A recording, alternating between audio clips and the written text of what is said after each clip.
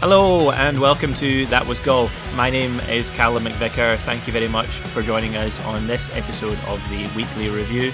Plenty to catch up on from last week's golfing highlights, so let's have a look at some of the tours making the headlines and scores from around the world.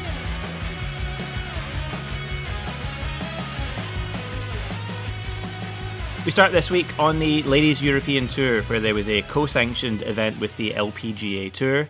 The ISPS Handa Women's Scottish Open held at Dundonald Links in Irvine, North Ayrshire, Scotland.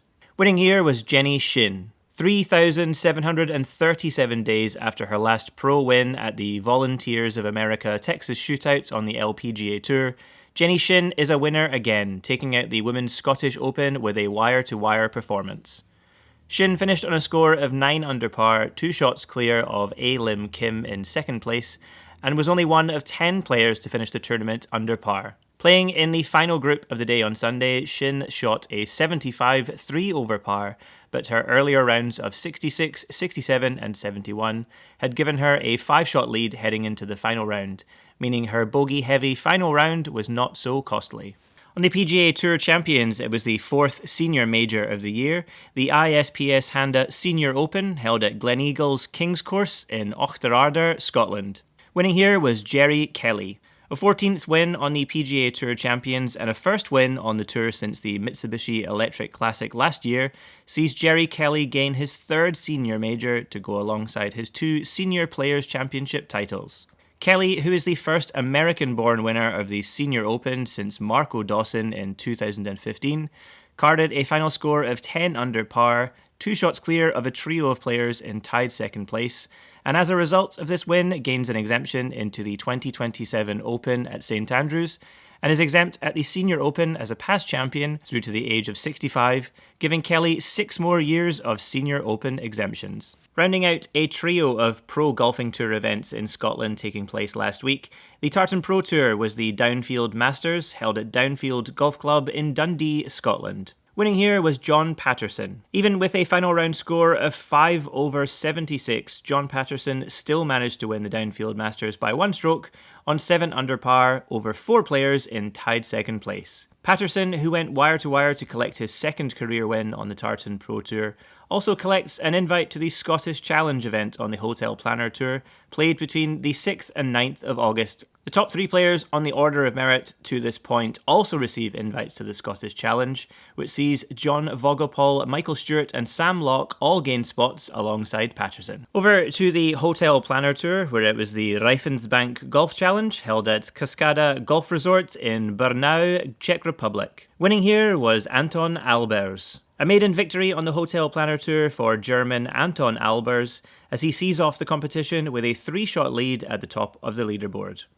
Albers, who narrowly missed out on promotion to the DP World Tour last year, produced a final round 65 6 under to claim his final score of 20 under par, soaring ahead of Hamish Brown and Calum Tartan, who he had shared the round 3 lead with. Albers now jumps up 81 places in the Road to Mallorca rankings to 17th place, with 12 events left in the regular season. On the Epsom Tour, it was the Hartford Healthcare Women's Championship held at the Golf Club of Avon in Avon, Connecticut, USA. Winning here was Christine Wang. Playing in her 3rd season on the Epsom Tour, Christine Wang earned her first tour victory, carding a final score of 13 under par, 1 shot clear of Mirabelle Ting in solo 2nd place. Wang continues a run of American players to have won this event every year since its inclusion in the tour over the last 4 seasons. In the season's race for the card order of merit, Wang jumps up a whopping 63 places thanks to this win, to 13th place and inside the top 15 spots, which will earn LPGA Tour cards for next year,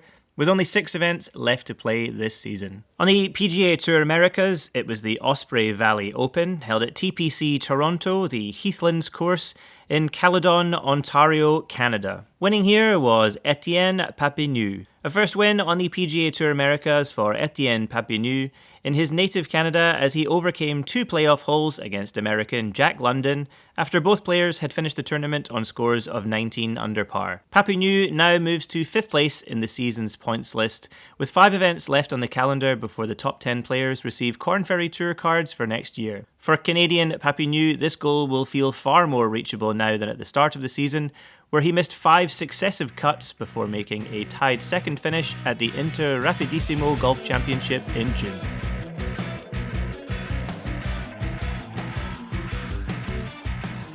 On the PGA Tour, it was the 3M Open, held at TPC Twin Cities in Blaine, Minnesota, USA. Winning here was Jackson Koiven. 3 bogey-free rounds, a score of 25 under par, and a 3-shot advantage over a Sunday-chasing Scotty Scheffler is a pretty remarkable way to mark your first win on the PGA Tour. What makes Jackson Koiven's win even more impressive is he only made his pro debut on the PGA Tour 24 days ago, and the 3M Open was only his 3rd start on the tour. A sign of exciting things to come from the very talented young American, who qualified for a PGA Tour card thanks to the PGA Tour University Accelerated Program. Koiven jumps up from 194th to 70th place in the FedEx Cup standings thanks to this win. Over on the Corn Ferry Tour, it was the Evan Scholars Invitational held at the Glen Club in Glenview, Illinois, USA. Winning here was Tommy Morrison. Another PGA Tour University alum making waves in pro golf is Tommy Morrison, who becomes the 5th player to win on the Corn Ferry Tour in the same season they earned membership via PGA Tour University performance benefits. On his way to victory, Morrison successfully converted a 54-hole lead in only his 4 starts on the tour, and at a final score of 29 under par, also broke the Evans Scholars Invitational 72-hole tournament scoring record by 3 strokes over Johnny Kiefer's previous record of 26 under par. On the JLPGA, it was the Daitu Kentaku Ladies, held at the Queens Hill Club in Itoshima, Fukuoka Prefecture, Japan. Winning here was Reina Kato. A low-scoring affair for players in Itoshima last week, with Reina Kato successfully converting a 54-hole lead to win on a score of 22 under par, 1 shot ahead of 2 players in 2nd place. Only 3 shots separated the top 5 players, who all had successive scoring rounds in the 60s. Kato's 2 rounds of 67, a 64 and a 68 included a bogey-free 67 in round 3. Her excellent low scoring sees her move into the Mercedes points list for the season in 31st place after only playing in 1 event so far. On the Pro Golf Tour, it was the Kuber Open, held at Europa Park Golf Club Bresgau in Herbolzheim, Germany. Winning here was Tim Tielemans. Despite a testing final round and a score of 1 over 71 for Tim Tielemans, the German still managed to finish the tournament on 9 under par, 2 shots clear of Estonian Ken Martin Su in 2nd place, Su being one of only 10 players to shoot under par in the final round. Only 9 players finished the tournament under par, with Tielemans the top of the leaderboard, his earlier rounds of 65 and 67 affording him the advantage of a final round over par. Tielemans climbs 13 places to 9th on the season's order of merit thanks to this win, with 7 events left in the season.